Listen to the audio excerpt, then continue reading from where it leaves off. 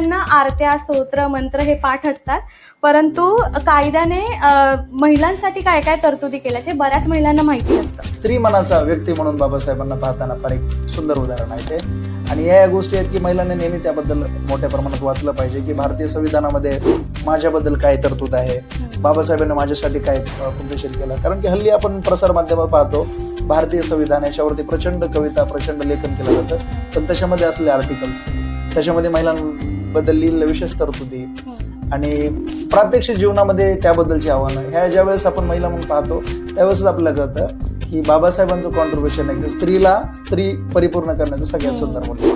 ज्या मूल्यांमुळे त्या काम करू शकतात सामाजिक क्षेत्रात किंवा इतर कुठल्याही क्षेत्रात, ते कुठे ना कुठेतरी बाबासाहेबांमुळे त्यांना ते शक्य होते. बाबासाहेबांसारखा स्त्रीवादी व्यक्ती मी आतापर्यंत वाचनात सुद्धा पाहतो. कारण की ज्याप्रमाणे संविधानामध्ये असलेल्या तरतुदी आणि ते पुस्तकच म्हणत असतो की भारतातलं सगळ्यात मजबूत, तात्विक आणि वजनदार पुस्तक आहे, ज्याच्यामध्ये महिला अधिकारांचं सगळ्यात सुंदर गाठोडं बांधलेलं आहे. स्त्री आणि पुरुष यांना दोघांनाही सिमिलर वेतन मिळालं पाहिजे, ही सगळ्यात पहिल्यांदा सुंदर थीम याच्यामध्ये मांडली गेली. त्यानंतर पोटगीचा अधिकार असेल, त्यानंतर मॅटर्निटी लिव्ह असतील. आज आपण पाहत असतो कॉर्पोरेट जगामध्ये, प्रत्यक्ष जगामध्ये किती आव्हानं आहेत. अशा अधिकार बाबासाहेबांनी त्या काळी लढून मिळवून दिले स्त्रियांना. या देशामध्ये महिलांना विशेष संघर्ष करावा लागला नाही की आपल्या मताधिकारासाठी. ते बाबासाहेबांनी मला वाटतं या देशाला दिलेलं सगळ्यात महिलांसाठी विशेष सुंदर गिफ्ट आहे. आंबेडकरी समाजातील स्त्रियांची सध्या काय परिस्थिती आहे? बाबासाहेब म्हणत असतात की शिक्षणाला मी प्रायोरिटी देतो आणि कोणत्याही समाजातील महिला किती शिकली आहे आणि त्या समाजातील महिलांकडे किती डिग्री आहेत त्याच्या बेसवरती मी त्या समाजाचं अनुकरण, चिंतन, मनन ठरवतो. मुवमेंट मधला एक्सेप्टन्स त्यांना मोठ्या प्रमाणात सध्या आणखी करतोय. कारण की घर आणि सगळ्या गोष्टी समजत असताना ते प्रतिनिधित्व टिकवून ठेवणं, वेगवेगळ्या समाजातल्या पैलूंवरती काम करणं, हे महिलांसाठी फार चॅलेंजिंग बाब आहे. सामाजिक कार्यकर्ते असतात, ते बरेचदा सामाजिक कार्यकर्त्यांना स्वतःला वाहवून नेतात किंवा समाजकार्यच मला करायचं आहे ह्यावर त्यांचा जास्त भर असतो की खरंच फक्त समाज म्हणून किती बघणार. तर मला वाटतंय बाबासाहेबांचं त्याच्यावरती असणारं जे त्रिसूत्र आहे की शिका, संघटित व्हा आणि संघर्ष करा. तर मला वाटतं ती एक दिनचर्या आहे, ती एक प्रक्रिया आहे. तुम्ही शिकलं पाहिजे, तुम्ही संघटित झालं पाहिजे आणि तुम्ही त्यानुसार संघर्ष केला पाहिजे. की आपण जे पण आतापर्यंत चळवळीचे उदाहरण पाहतोय ते शेवटला त्यांच्या वाट्याला जी निराशा आली आणि मला वाटतं ती निराशा, ती हताशपणा कुठं ना कुठं चळवळ थांबवतो. बाबासाहेबांचा रुपयाचा जो प्रश्न आहे तो मोठ्या प्रमाणात युवक वाचतो, पण त्यांचा रुपयाचा प्रश्न ते का मिटवत नाही असं मला नेहमीच विनोदी प्रश्न पडतो. महिलांचा सन्मान व्हावा ही संकल्पना तुम्हाला कशी सुचली? या देशामध्ये, या जगामध्ये 50% महिला आणि उरलेले जे पुरुष आहेत ते त्याच महिलेच्या उदरातून जन्मले. की समाजामध्ये ज्याप्रमाणे पुरुष ताकदीने काम करतात तितक्याच एनर्जीने आणि कदाचित त्यापेक्षाही जास्त एनर्जीने अनेक महिला सुद्धा काम करतात. केवळ फक्त पुरुष हा कधीच स्वतंत्रपणे उभारू शकत नाही. खरं तर त्या महिलांचा तो गौरव नसून त्या पुरस्काराचा तो सन्मान आहे असं आमचं मत असतं. नमस्कार, युथ कट्टा मराठीवर मी गौरी आपल्या सर्वांचं मनापासून स्वागत करते. आज आपण अतिशय प्रेरणादायी उपक्रमाबद्दल जाणून घेणार आहोत. सामाजिक क्षेत्रात काम करणाऱ्या तसेच विविध क्षेत्रात काम करणाऱ्या स्त्रियांचा सन्मान करण्यासाठी महाराष्ट्रातील आंबेडकरी युवक यांनी आयोजित केलेल्या सन्मान सोहळ्याबद्दल आपण जाणून घेणार आहोत. या कार्यक्रमामागचा विचार, उद्देश जाणून घेण्यासाठी महाराष्ट्रातील आंबेडकरी युवकांचा प्रतिनिधी म्हणून अमित घायाळ आज आपल्यासोबत उपस्थित आहेत. अमित घायाळ यांची कामगिरी उल्लेखनीय आहे. उच्च शिक्षित तरुणांना एकत्रित करून गरजू विद्यार्थ्यांना, ज्यांना शिक्षणासाठी अडचणी येतात अशा विद्यार्थ्यांना मदत करत असतात. त्यासोबतच ते अनेक सामाजिक उपक्रमामध्येही सहभागी असतात आणि ते स्वतः एका NGO मध्ये सध्या कार्यरत आहेत. अमित, तुमचं युथ कट्टा मराठीवर मनापासून स्वागत. जय भीम. कसे आहात? धन्यवाद. मी एकदम निवांत आहे, मस्त आहे. आणि सर्वात पहिल्यांदा फार फार आभार तुमचे, मला यासाठी तुम्ही इन्व्हाइट केलं. ओके, मी तुमची ओळख करून देत असताना महाराष्ट्रातील आंबेडकरी युवकांचा प्रतिनिधी अशी ओळख करून दिली. तुमची टीम ही महाराष्ट्रातील आंबेडकरी युवक म्हणून परिचित आहे. तर आंबेडकरी युवक ही काय संकल्पना आहे, काय सांगाल? आंबेडकरी युवक, आंबेडकरी चळवळीमध्ये ज्यावेळेस म्हणत असतो युवक, आपण जेव्हा म्हणत असतं की या देशामधलं सगळ्यात प्रगतशील आणि यंगस्टर, तात्विक मेंदूचा व्यक्ती आणि अशा युवकांचं ते संघटन आहे. आणि मुंबई महाराष्ट्रातील म्हणजे मुंबईसह समस्त महाराष्ट्रातील आंबेडकरी युवक यामध्ये इन्व्हॉल्व आहेत, यामध्ये सामील आहेत. आणि या नावामध्येच त्याचं वैशिष्ट्य लपलेलं आहे. आणि हे नाव जेव्हा जन्मलं, मुंबई महाराष्ट्रातील आंबेडकरी युवक, म्हणजे ज्याच्यामध्ये समस्त मुंबईसह महाराष्ट्रातील सर्व आंबेडकरी युवकांचं हे संघटन आहे. त्याला काही मूल्यमापन नाही की तुम्ही याच्यामध्ये सामील होऊ शकता, तुमच्या पद्धतीने काम करू शकता. याला कोणी स्पेसिफिक व्यक्ती नाही की अध्यक्ष उपाध्यक्ष, सर्व मिळून सोशल कलेक्टिव्ह ॲक्शन स्वरूपात उभा राहिलेली एक चळवळ आहे. ओके. आता तुम्ही उल्लेख केलात की आंबेडकरी चळवळ. तर आंबेडकरी चळवळ नेमकी म्हणजे काय आहे? याबद्दल तुम्ही थोडक्यात आपल्या प्रेक्षकांना सांगा. बिलकुल. आंबेडकरी चळवळीच्या तसं बघायला गेलं तर भरपूर व्याख्या आहेत. आंबेडकरी चळवळी आतापर्यंत जेवढे आहेत, जसं बाबासाहेबांच्या महापरिनिर्वाणानंतर दलित पॅंथरपासून आतापर्यंत जेवढेही आंबेडकरी चळवळीतून उभा राहिलेले वक्ते, नेते, तात्विक, लेखक, कवी, अनेक ज्या व्यक्तींनी यासाठी योगदान दिलंय, त्याच्यामध्ये अनेकांच्या स्वतंत्र व्याख्या आहेत. परंतु माझं व्यक्तिगत जसं मत असतं प्रत्येकाच्या व्याख्येप्रमाणे, आंबेडकरी चळवळ म्हणजे बाबासाहेबांच्या निष्ठेला तयार झालेली एक चळवळ. त्याच्यामध्ये बाबासाहेब, फुले शाहू आंबेडकर, महापुरुषांच्या विचाराला अनुसरून असणारी एक चळवळ, जी समाजातल्या परखड विषयांवरती काम करते. जसं समानता, बंधुता, न्याय अशा मूल्यांवरती ते काम करते. आणि भारतामध्ये बंधुभाव टिकून राहिला पाहिजे, जातीय प्रथा निर्मूलन हे झालं पाहिजे आणि माणसाने माणसाला माणसासारखं वागलं पाहिजे. अशा प्रत्येकाला जो आपला खांदा मजबूत घेऊन या चळवळीमध्ये इन्व्हॉल्व होतो आणि काम करतो, त्या प्रत्येकाला आपलंसं करणारी, त्या प्रत्येक बहुजन व्यक्तीला आपलं मानणारी ही चळवळ आहे. त्यालाच आंबेडकरी चळवळ म्हणतात. तुम्ही फार छान पद्धतीने मांडलत आणि थोडक्यात आणि फार महत्त्वाच्या शब्दांमध्ये मांडणी केली. आता जसं तुम्ही म्हणालात चळवळ म्हटली की तरुण जोडले गेले, तरुणांसोबत स्त्रियाही जोडल्या गेल्या. तर एकूणच सामाजिक प्रबोधनासाठी महिलांची भूमिका ही किती महत्त्वाची आहे, काय सांगाल याबद्दल? बिलकुल. माझं नेहमीच याबद्दल मत असतं. कारण की दलित पॅंथर ज्यावेळेस उभा राहिले त्यावेळेसपासून चळवळीच्या जसं ॲप्रिशिएशन, चळवळीला प्रचंड सन्मान मिळत होता, त्याप्रमाणे चळवळीवरती होणाऱ्या टीकाही आहेत. आणि त्याच्यामध्ये ही अग्रगण्य असणारी टीका आहे की आंबेडकरी चळवळीत महिलांचं स्थान काय. आणि मी ज्यावेळेस महाविद्यालयामध्ये संशोधन करायचो त्यावेळेस मलाही हा प्रश्न फोडसावायचा. त्यावेळेस मी पॅंथर जोई पवार असतील, इतर जे साहित्य वाचायचो, त्याच्यामधले जे काही साहित्य, राजा ढालेंचं साहित्य उपस्थित होतं, त्याच्यामध्ये महिलांचं कॉन्ट्रीब्युशन काय हा प्रश्न ज्यावेळेस मला पोहोचवला होता, त्यावेळेस नेहमी वाटतं की देशाचं एक बहुसंख्याक आणि मोठ्या प्रमाणात असणारी महिला, जी या चळवळीचा एक स्रोत आहे. आणि ती नेहमी माझं मत असतं की ज्याप्रमाणे पुरुष आहे त्याप्रमाणेच तिनेही कॅप्टन असावं. आणि म्हणून महिलांचं स्थान सुद्धा फार महत्त्वाचं आहे आंबेडकरी चळवळीमध्ये आणि प्रत्येक सामाजिक चळवळीमध्ये. ओके. आता जसं तुम्ही म्हणालात महिलांचं स्थान फार महत्त्वाचं आहे. महिला जेव्हा कुठल्याही सामाजिक चळवळीत किंवा सामाजिक क्षेत्रात काम करत असतात, त्यासोबतच त्यांना घरही सांभाळायचं असतं. जर त्या वर्किंग असतील तर त्यांना ऑफिसही सांभाळायला लागतं. सगळी त्यांची तारांबळ होत असते, तारेवरची कसरत असते. त्यावेळेला आपल्याला कुठेतरी वाटत असतं की त्यांना एक कौतुकाची थाप मिळावी. मग अशा वेळी महिलांचा सन्मान व्हावा ही संकल्पना तुम्हाला कशी सुचली, त्याबद्दल जाणून घ्यायला बिलकुल. आवडेल. आमच्या मुंबई महाराष्ट्रातील आंबेडकरी युवकची सर्व टीम ज्यावेळी बसली होती आणि आपण पाहतो की समाजामध्ये ज्याप्रमाणे पुरुष ताकदीने काम करतात, तितक्याच एनर्जीने आणि कदाचित त्यापेक्षाही जास्त एनर्जीने अनेक महिला सुद्धा काम करतात. खरंय. पण माझं असं म्हणणं आहे की त्या महिला घर, दार आणि त्या सगळ्या गोष्टी मॅनेज करत काम करतात आणि त्यांची आव्हानं आणि चॅलेंजेस सुद्धा आपण फार बारकाईने ऑब्झर्व केले पाहिजेत. आणि त्याच्यामध्ये जसं समाजातले फार वेगवेगळे महिला बचत गट असेल, महिलांच्या वुमन एंटरप्रेन्योरशिप असेल, त्यानंतर महिलांच्या बाबतीत उभा राहणारे वेगवेगळे सर्कल्स असतील, महिलांचे प्रश्न असतील, महिला सक्षमीकरण असेल, बालाधिकार असेल, अशा वेगवेगळ्या विषयावर काम करताना आता महिला सुद्धा फार पुरुषांच्या कांद्याला कांदा लावून आपल्याला दिसत आहेत. तर कुठं ना कुठं माझं असं मत आहे की तो जर सन्मान झाला तर ती एनर्जी अजून बूस्ट होते आणि त्याला फार मदत होते मोठ्या प्रमाणात, की हा सन्मान त्यांना काम करण्यासाठी अजून सुद्धा एक ताकद देतो, ऊर्जा देतो. म्हणून माझं मत आहे की त्यावेळेस आमच्या मनात ही संकल्पना आली आणि आम्ही यावरती विचारणा करून हा उपक्रम सुरू केला, ज्याला आज महाराष्ट्रभरातून प्रचंड प्रेम मिळत आहे. हो, खरंय.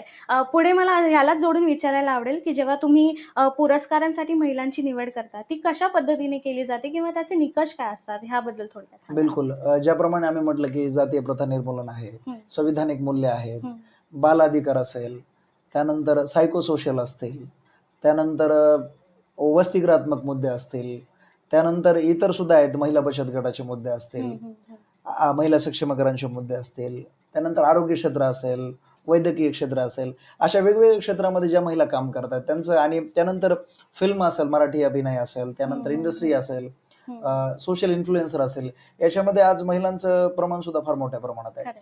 मग अशा महिलांना आम्ही निवडलं आणि आम्ही ज्यावेळेस ऑब्झर्व केलं की महिलांचं प्रमाण सुद्धा याच्यामध्ये किती मोठ्या प्रमाणावर आहे आणि त्या महिलांना सुद्धा प्रवाहामध्ये आलं पाहिजे आणि कुठं ना कुठं हा सन्मान त्यांना मोठ्या प्रमाणावर काम करण्यासाठी मदत करेल. म्हणून आम्ही त्यावेळेस म्हटलं की ही थीम असेल आणि त्यानुसार आम्ही ते निकष लावले आणि त्याप्रमाणे आज ज्याप्रमाणे नियमित यादी येते आणि ती निवड प्रक्रिया ज्यावेळेस सुरू होते त्यावेळेस आम्हाला सुद्धा सगळ्यांना टीमला फार सुंदर आनंद होतो की एवढ्या सुंदर एक विषयावरती त्या महिला काम करतायत आणि अशा पद्धतीने त्यांना सन्मानित करणं, गौरव करणं. खरं तर त्या महिलांचा तो गौरव नसून त्या पुरस्काराचा तो सन्मान आहे, असं आमचं मत असतं, ज्या महिलांना तो देतो. आता तुम्ही सांगताना असं म्हटलं निकष मांडताना सामाजिक क्षेत्रात ज्या महिला काम करतायत अगदीच, अगदीच. त्यांची आपण निवड करतो.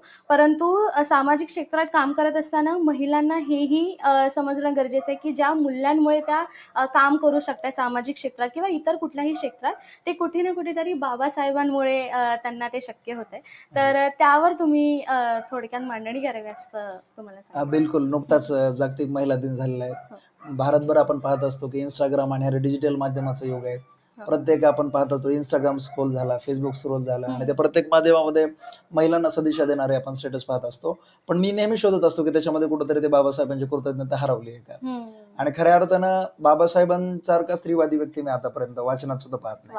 कारण की ज्याप्रमाणे संविधानामध्ये असलेल्या तरतुदी आणि ते पुस्तकच म्हणत असतो की भारतातलं सगळ्यात मजबूत, तात्विक आणि वजनदार पुस्तक आहे, ज्याच्यामध्ये महिला अधिकारांचं सगळ्यात सुंदर गाठोडं बांधलेलं आहे.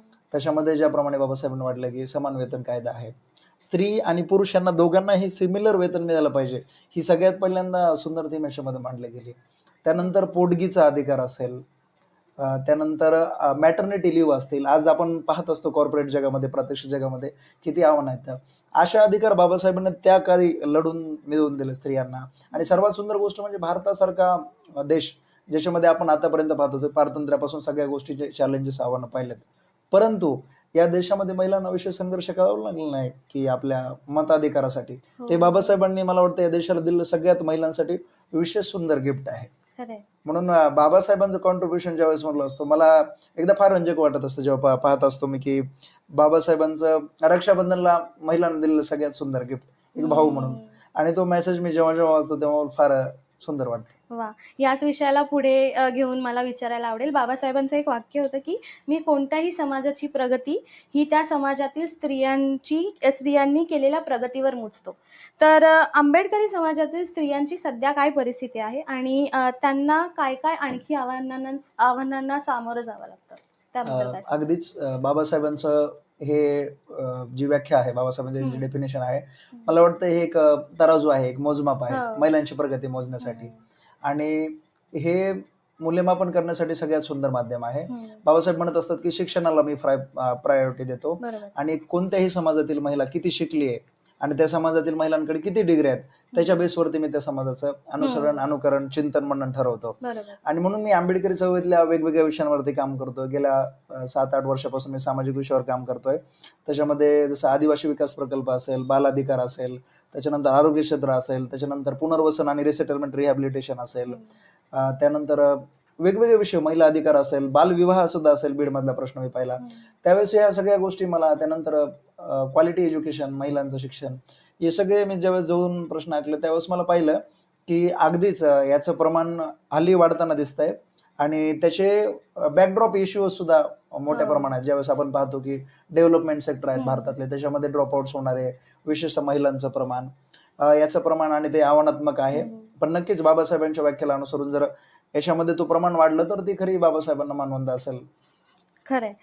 पण पुन्हा मला त्याच मुद्द्यावर यायचंय की आंबेडकरी समाजातील स्त्रियांची सध्या परिस्थिती काय आहे, म्हणजे त्यावर तुम्ही थोडंसं सांगाल, आव्हानं त्यांना बिलकुल. काय मला काय? वाटतं आंबेडकरी चळवळीतील महिलांची मुवमेंट मधला एक्सेप्टन्स त्यांना मोठ्या प्रमाणात सध्या आणखी करतोय. कारण की घर आणि सगळ्या गोष्टी समजत असताना ते प्रतिनिधित्व टिकवून ठेवणं, वेगवेगळ्या समाजातल्या पैलूंवरती काम करणं, हे महिलांसाठी फार चॅलेंजिंग बाब आहे.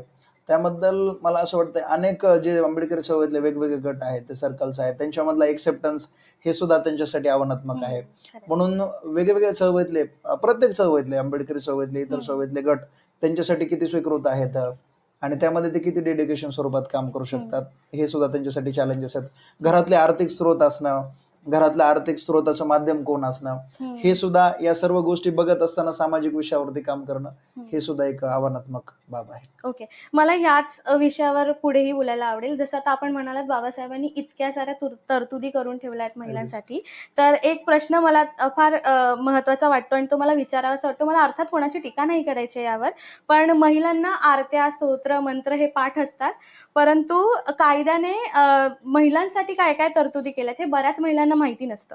तर यावर तुमचं काय मत आहे आणि यावर तुम्ही काय सांगाल? बिलकुल. माझं असं म्हणणं आहे, की ज्यावेळेस आपण सांस्कृतिक पहिले पाहत असतो, हं, घरातून दिलेल्या रूढी, परंपरा, घरातलं कल्चर ह्या सगळ्या बाबी प्रत्येकाला माहीत असतात. हं, परंतु या कल्चरच्या पाठीमागे असणाऱ्या सामाजिक बाबी काय-काय आहेत हं. आणि एक महिला ज्यावेळेस म्हणजे महिलांचं रिझर्व्हेशन ज्यावेळेस प्रश्न उद्भवतो, हो. त्यावेळेस आपल्या प्रसारमाध्यमामध्ये प्रचंड कळतं, की प्रतिनिधित्वाचा प्रश्न आहे.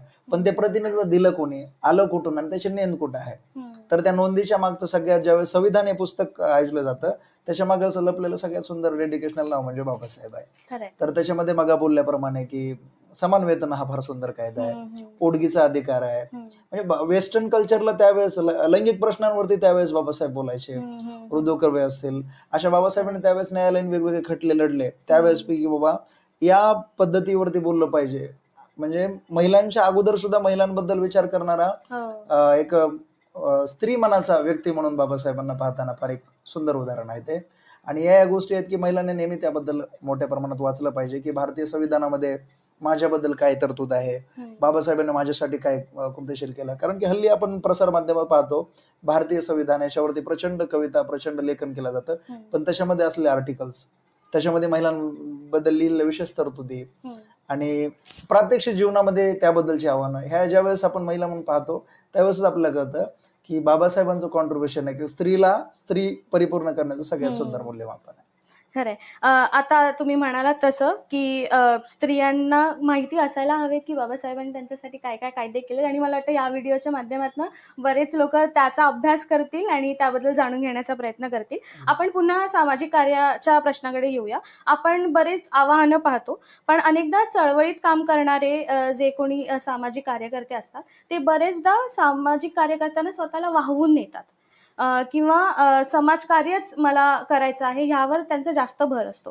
तर हे असं वागणं किंवा करणं कितपत योग्य आहे? काय वाटतं तुम्हाला? ॲक्चुअली याच्याबद्दल आम्ही समाजामध्ये ज्यावेळेस पाहतो, मी स्वतः पण त्या प्रश्नांवरती भरपूर परेशान झालेलो हं. आहे आणि मला वाटतं चळवळीमध्ये असणारा प्रत्येक युवक त्याला हा नक्कीच कधी ना कधी आपला डोकं खाजवताना हा प्रश्न पडतो खरंय. आणि हा प्रश्न पडलाही पाहिजे. हं. कारण की जसं बाबासाहेबांची वेगवेगळी मतं त्याबद्दल असणारे कोट्स आहेत. बाबासाहेबांना त्यांना मांडताना अनेकदा आपण बोलतो, की Babasaheb was cold blooded logician. हं. म्हणजे थंड रक्ताचा तर्कशुद्ध माणूस. तर त्याच्यामध्ये बाबासाहेब नेहमी म्हणत असतात, की सामाजिक बांधणी करताना हं. आपण व्यक्तिगत तितकं मजबूत असणं गरजेचं आहे. मग ते तात्विक बरोबर. असेल, ते शिक्षणाने असेल, हं. ते आर्थिक स्रोताने असेल, ते इतर जे स्वतःसाठी व्यक्तिगत सैद्धांतिक, तात्विक मजबूत करण्यासाठी महत्त्वाच्या बाबी हं. त्या असतील. कारण की आपण जे पण आतापर्यंत चळवळीचे उदाहरण पाहतोय, तर शेवटला त्यांच्या वाट्याला जी निराशा आली आणि मला हं. वाटतं ती निराशा, ती हताशपणा कुठं ना कुठं चळवळ थांबवतो हं. आणि त्यामुळे इतरांसाठी ती उदाहरणं उभं राहत नाहीत आणि उदाहरणं समाजामध्ये तीच असतात ज्यांनी कलेक्टिव्ह काहीतरी सुंदर उभा केलाय, जो हं. प्रभाव उभा केलाय. हं. म्हणून माझं नेहमी म्हणणं असतं, की बिलकुल आमचे आजी-आजोबा सुद्धा होते, जे गैर लढ्यामध्ये इन्व्हॉल्व हं. होते आणि मी समाजातले वेगवेगळे माणसं पाहिले तर ज्यांनी फार सुंदर काम केलंय आणि ते कुठं ना कुठं शेवटला फार यातनेतून गेलेले आहेत. हं. म्हणून इतर समाज त्यावेळेस प्रश्नार्थक चिन्ह घेऊन असतो आणि त्यांच्या कपाळावरती आटे असतात, बरोबर. की खरंच फक्त समाज म्हणून किती बघणार. हं. तर मला वाटतंय बाबासाहेबांचं त्याच्यावरती असणारं जे त्रिसूत्र आहे, की हं. शिका, संघटित व्हा आणि संघर्ष करा. हं. तर मला वाटतं ती एक दिनचर्या आहे, ती एक प्रक्रिया आहे. हं. तुम्ही शिकलं पाहिजे, तुम्ही हं. संघटित झालं पाहिजे आणि तुम्ही त्यानुसार संघर्ष केला पाहिजे. ओके. शिक्षणातून तुम्हाला फार चांगले सोर्सेस उभा राहतात. हे डेव्हलपमेंट आणि कौशल्याचं जग आहे. हं. तिथं तुम्हाला जे सोर्सेस उभा करतील, मला वाटतं ते सोर्स तुमचा पुढचा काम करण्याचा एक मार्ग मोकळा करतील. मग युवकांमध्ये जो काही गट आहे, की तो कशा पद्धतीने काम करणार आहे, हं. त्यांनी त्या पद्धतीनं की शिक्षणासाठी ज्यांना पॉसिबल आहे, हं. ज्यांना संघटन कौशल्यावरती आपलं काम करणं पॉसिबल आहे, हं. ज्यांना इतर क्षेत्रामध्ये औद्योगिक क्षेत्रामध्ये काम करणं पॉसिबल आहे, ज्यांना महिलांच्या बाबतीमध्ये महिला बचत गट असतील, इतर माध्यमात असे खूप सारे आताच्या डिजिटल जगामध्ये माध्यम आहेत, ज्याला तुम्ही वापरू शकता, हं. ज्याच्यामुळे तुम्ही स्वतःचा एक बेस उभा करू शकता हं. आणि तो तुम्हाला मजबूतीनं काम करण्यासाठी काम करेल. आणि मला वाटतं की ज्याप्रमाणे तुम्ही जो प्रश्न विचारला आहे, की केवळ समाज म्हणूनच काम करताना ही आव्हानं प्रत्येकाला प्रश्न पडतात आणि या प्रश्नाचं ते उत्तर असलं पाहिजे, की बिलकुल फार ताकदीने सामाजिक काम करायचं आहे. पण त्यासोबतच सर्वांगीण विकास सुद्धा महत्त्वाचा आहे. कारण की नेहमी माझंही मत असतं, की तुमच्या वाट्याला निराशा आली तर तुम्ही इतरांना उत्साह देऊ शकत नाहीत. खरंय. म्हणून ती एनर्जी तुमच्यामध्ये असली पाहिजे आणि हं. जसं ज्यावेळेस मी बाबासाहेबांचा आर्थिक विषयावर काम करणारे बाबासाहेब मला फार पहिल्यापासून रंजक वाटतात हं. हं. आणि आर्थिक आणि शिक्षणाचा जो प्रवाह आहे बाबासाहेबांचा, मला वाटतं त्यावेळेस परदेशांमध्ये बाबासाहेबांनी आर्थिक विषयांबद्दल बोललेलं आहे. बाबासाहेबांचा रुपयाचा जो प्रश्न आहे तो मोठ्या प्रमाणात युवक वाचतो, पण त्यांचा रुपयाचा प्रश्न ते का मिटवत नाही असं मला नेहमीच विनोदी प्रश्न पडतो. म्हणून मला असं वाटतं की प्रत्येक युवकाने, प्रत्येक तरुणाने, आंबेडकरी चळवळीतल्या व्यक्तींनी या विषयावर काम केलं तर त्यांचा हा प्रश्न नक्कीच मिटेल. खरंय, म्हणजे आता तुम्ही म्हणालात तसं की फक्त सामाजिक कार्यात स्वतःला वाहून नेण्यापेक्षा त्याने स्वतःचा सर्वांगीण विकास सुद्धा करणं तितकंच महत्त्वाचं आहे. फार महत्त्वाचं बोललात अमित.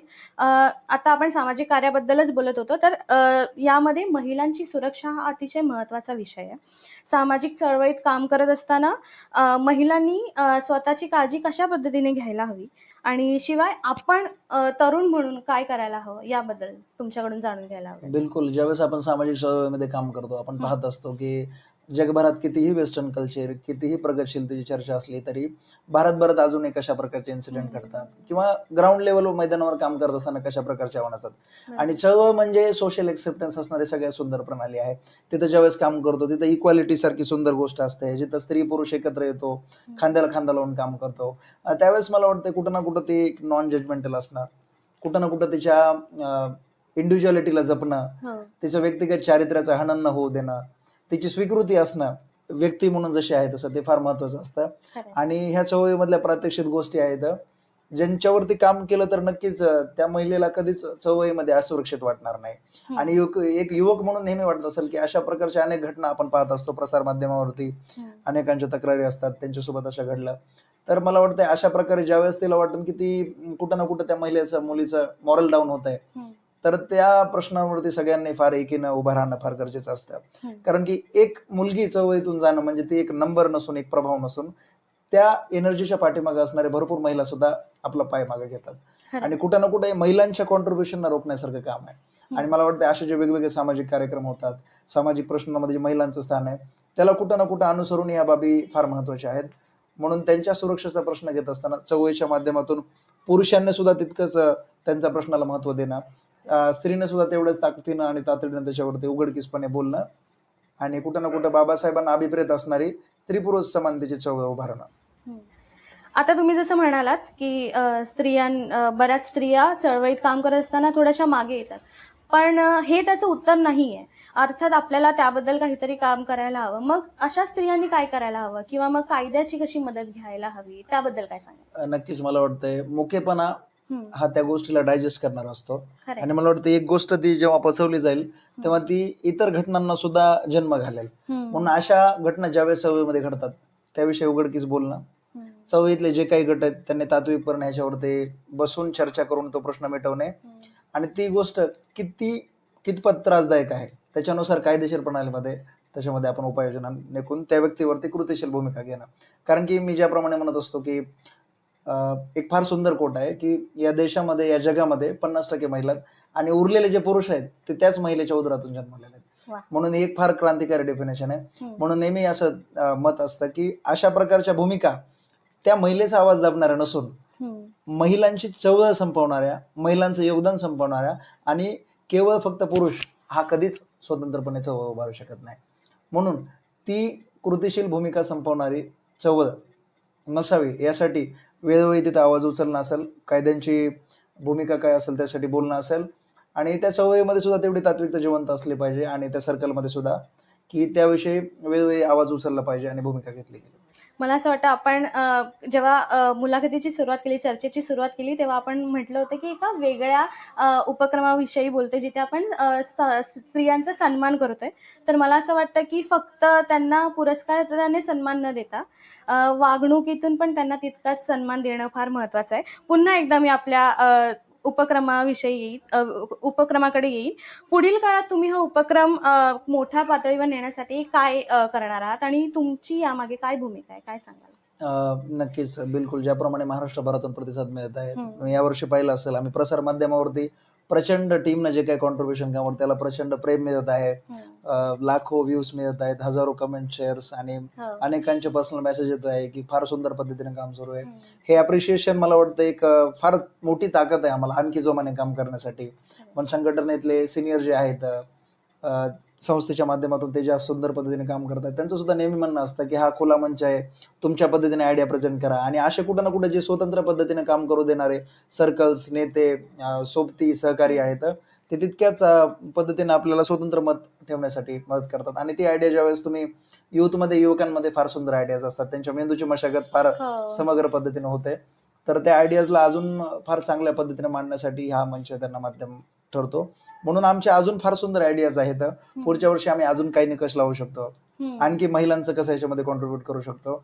आणि असे विषय ज्या विषयांना समाजाने फार नाकारलंय आणि ते फार आव्हानात्मक आहे काम करणं, अशा विषयांमध्ये जसं अंधश्रद्धा आहे, जातीय प्रथा निर्मूलन आहे, दारूबंदी आहे, आणि त्याच्यावरती काम करणाऱ्या महिला आहेत ज्यांना गावातून त्या ज्या विषयावर काम करतात, तुम्ही ज्यांच्यासाठी काम म्हणजे त्या विषयाचा जो बेनिफिशरी आहे, जो लाभार्थी आहे, त्याच्याकडून सुद्धा त्रास होतो. आणि अशा विषयावर काम करताना सुद्धा कोणत्याही प्रकारची नाराजी, कोणत्याही प्रकारची निराशा न घेता जी मजबूतीने काम करते, मला वाटतं त्या महिलांचा सन्मान करणं हे पुरुषासाठी सुद्धा एक माध्यम आहे.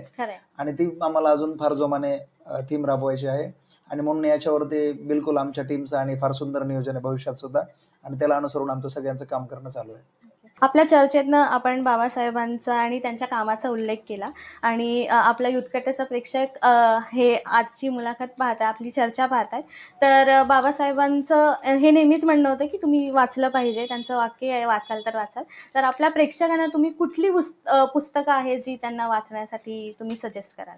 नक्कीच. मी ज्यावेळेस बघतो कोणताही चळवळीतला मुलगा ज्यावेळेस तो उभा राहतो, त्यावेळेस त्याला बाबासाहेब समजलेले असतात असं म्हणण्यापेक्षा त्याला समजलं असतं की वडिलोपार्जित बाबासाहेब असतात. वडिलांनी दिलेले की नाही आपण आंबेडकरी आहोत, आणि ती आपली आयडेंटिटी असते. परंतु त्याने स्वतंत्र वाचनातून उभा केलेले बाबासाहेब हे फार प्रेमळ असतात, कारण की ते त्याच्याशी बोलत असतात लायब्ररीमध्ये, ऑफिसमध्ये, क्लासमध्ये. आणि हे वाचनातून मिळाले बाबासाहेबांनी त्याला तर्क शिकवतात. ते त्याला सांगतात की तुम्ही स्वतंत्र मताचे असलं पाहिजे, तुम्ही तुमच्या वडिलांच्याही मताचे नसलं पाहिजे, तुम्ही आजोबांच्याही मताचे नसलं पाहिजे, तुमचं स्वतःचं एक मत असलं पाहिजे.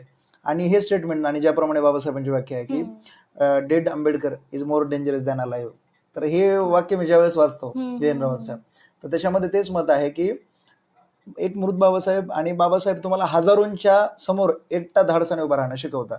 तर ही पुस्तकं त्याला माध्यम आहेत. मी नेहमी म्हणत असतो की बाबासाहेबांवरती आता प्रचंड पुस्तकं लिहिली जात आहेत, कारण की बाबासाहेब ही व्यक्तीच आता फार सोशल झालेली आहे. कारण की हल्ली बाबासाहेब एक असं ब्रँड झालेलं आहे जे कुणीही वापरतो, त्याच्या मागे प्रचंड प्रेम आणि सन्मान जात आहे. तर मी नेहमी सजेस्ट करेन युवकांना की बाबासाहेबांवरती लिहिलेली पुस्तकं वाचा नक्कीच, पण त्याच्यापेक्षा बाबासाहेबांनी लिहिलेली पुस्तकं वाचणं जास्त प्रेफरन्स असेल. त्याच्यामध्ये ज्यावेळेस तुम्ही कोण आहात, कुठून आला, त्याच्यामध्ये हुवेर शूद्रा, शूद्रपूर्वी कोण होते, त्यानंतर तुमचं तत्वज्ञान, तुमचा बुद्ध, बाबासाहेबांनी सांगितलेला बुद्ध आणि त्यांचा धम्म असेल. त्याच्यानंतर रुपयांचा प्रश्न सुद्धा फार सुंदर पुस्तक आहे आर्थिक गणितांसाठी. त्यानंतर कास्ट इन इंडिया नावाचा निबंध असेल, हे सुद्धा फार सुंदर पुस्तक आहे. त्यानंतर ज्यावेळेस आपण संघर्ष अनेकदा ऐकतो समाजामध्ये की संघर्ष, अडचणी, दुःख, तर याच्यावरती वेटिंग फॉर विजा नावाचं फार सुंदर एक छोटंसं पुस्तक आहे. ते पुस्तक मला नेहमी वाचतं की तुमच्या अडचणी फार छोट्या आहेत, तुम्ही याच्यावरती रडलं बी नाही पाहिजे, इव्हन त्यांना तुम्ही अडचणी नाही म्हणल्या पाहिजेत. बाबासाहेबांच्या आयुष्यात असलेले त्रास, आणि त्याच्यावरती बाबासाहेब किती सुंदर पद्धतीने कन्स्ट्रक्टिव्ह उत्तर देतात. अशी फार सुंदर सुंदर पुस्तकं आहेत. त्यानंतर बाबासाहेबांनी लिहिलेले सुद्धा इतर खंड आहेत, ते सुद्धा तुम्हाला तितकेच महत्वपूर्ण ठरतील. पण बाबासाहेबांनी विशेषतः लिहिलेली भरपूर पुस्तकं आहेत जी तुम्हाला तितक्या ताकदीने मदत करतील, असं माझं मत आहे. मला वाटतं तुम्ही जी पुस्तकांची यादी दिली, आपले प्रेक्षक नक्कीच त्या पुस्तकांचं वाचन करतील आणि नव्याने बाबासाहेबांना ओळखण्याचा प्रयत्न करतील. आपल्या गप्पा फार छान रंगतायत, पण आता आपण शेवटाकडे आलोय. तर एक शेवटचा प्रश्न मला तुम्हाला विचारायचा आहे. युथ कट्टाचा प्रेक्षक वर्ग हा बऱ्यापैकी तरुण आहे आणि बऱ्यापैकी सामाजिक क्षेत्रात कार्यरत आहे. तर आपल्या प्रेक्षकांना तुम्ही जाता जाता काय सांगाल? मी प्रेक्षकांना हेच सांगेल की युथ कट्ट्याचं काम मी फार पहिल्यापासून बघतो, आणि याच्या नावातच त्याचं सौंदर्य लपलंय. युथ पण आहे आणि कट्टा पण आहे. जिथं जिथं युथ आणि कट्टा एकत्र येते तिथं विचार तयार होतो, आणि तो विचार फार सुंदर पद्धतीने काम करतो. हल्ली आपण वेगवेगळ्या चळवळी पाहत होतो, पण आता पुस्तकांच्या चळवळी सुरू व्हायला लागल्यात. मी जसं कवितातून म्हणायचं असतं की मला नवल वाटावं, पुस्तकांपेक्षा आता भाकरी चोरी व्हायला लागल्यात, तर फार मुश्किल होऊन जाईल. म्हणजे विचारांची जी परिक्रमा आहे ती कुठपर्यंत पोहोचते, त्याच्यापेक्षा अशी पुस्तकं त्यांची चळवळ उभी राहावी. आणि मला वाटतं युथ कट्टा त्याच्यावरती फार सुंदर पद्धतीने काम करतोय. युथ कट्टा प्रसार माध्यमातून समाजातले वेगवेगळे विषय तुमच्या माध्यमात पोहोचवत आहे, तुमच्यापर्यंत पोहोचवत आहे. अशा युथ कट्ट्यासाठी युवकांनी फार सुंदर पद्धतीने सहकार्य करावं, आणि असे युवक आहेत अशा आयडियाज आणि थीमसोबत, तशा युवकांनी कलेक्टिव्ह पद्धतीने सोबत येऊन काहीतरी सुंदर काम करावं. कारण की हल्ली संस्था, संघटना, पुस्तकावर काम करणाऱ्या, वेगवेगळ्या विषयावर काम करून घेणारे फार युवकांचे सर्कल सोबत येत आहेत आणि त्या पद्धतीने पुस्तकांचं किंमत सुद्धा त्या पद्धतीनं आदर केली जाते आणि ते युवकांपर्यंत, वाचकांपर्यंत पोहोचलं पाहिजे याच्यासाठी जे डेडिकेशन युथ कट्टा वापरत आहे, मला वाटतं हे फार सुंदर पद्धतीनं अशा पद्धतीनं काम केलं पाहिजे आणि त्यासाठी माझ्या युथ कट्टाला फार सदिच्छा आणि त्यांच्याप्रती असणारी माझी फार ऊर्जात्मक आणि सोबत आहे मी कायम त्यांच्या. धन्यवाद अमित.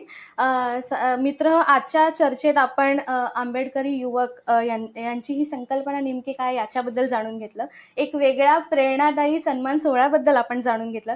त्यासोबतच सामाजिक कार्यात महिलांची भूमिका आणि सामाजिक क्षेत्रात काम करत असताना बाबासाहेबांनी दिलेल्या मूल्यांमुळे त्या कशा पद्धतीने सामाजिक क्षेत्रात काम करू शकतात यावरही आपली चर्चा झाली. त्यासोबतच बऱ्याच संस्थांमध्ये किंवा सामाजिक क्षेत्रात काम करत असताना त्यांना किती त्रासातनं काम करावं लागतं आणि त्यातूनही आपण आपली नैतिक जबाबदारी कशी पाळायला हवी हेही आपण जाणून घेतलं. आणि त्यानंतर आपण आंबेडकरी युवक यांच्या पुढच्या कामाबद्दलही थोडक्यात जाणून घेतलं. अमित, खूप खूप धन्यवाद. आजच्या चर्चेत तुम्ही सहभागी झालात आणि तुम्ही ज्या पद्धतीने महिलांना सन्मानित करतायत, मला असं वाटतं की महिलाच नाही तर प्रत्येक तरुण युवक युवतींनी यातनं आदर्श घ्यायला हवा आणि नक्कीच यातनं ते प्रेरणा घेतील आणि पुढेही सामाजिक कार्यात तेही येतील आणि तुमचा हा जो काही उपक्रम आहे तो फार मोठ्या पातळीवर जावा आणि तुम्ही असंच लोकांना प्रेरित करता. तुमच्या संपूर्ण टीमला आमच्याकडनं खूप साऱ्या सदिच्छा. धन्यवाद. Thank you so much. मित्र, आजच्या भागात आपण इथेच थांबतोय. आपल्या सर्वांना एक नम्र आवाहन, तुम्हालाही जर इथे येऊन व्यक्त व्हायचं असेल तर खाली दिलेल्या संपर्क क्रमांकावर तुम्ही आमच्याशी संपर्क साधू शकता. हा मंच आपल्यासाठीच आहे. तुम्ही इथे येऊ शकता आणि व्यक्त होऊ शकता. तर हा आजचा व्हिडिओ तुम्हाला आवडला असेल तर लाईक करा. हा विचार सर्वांपर्यंत पोहोचवण्यासाठी व्हिडिओला शेअर करा आणि युथ कट्टा मराठीला सबस्क्राईब करायला विसरू नका. धन्यवाद.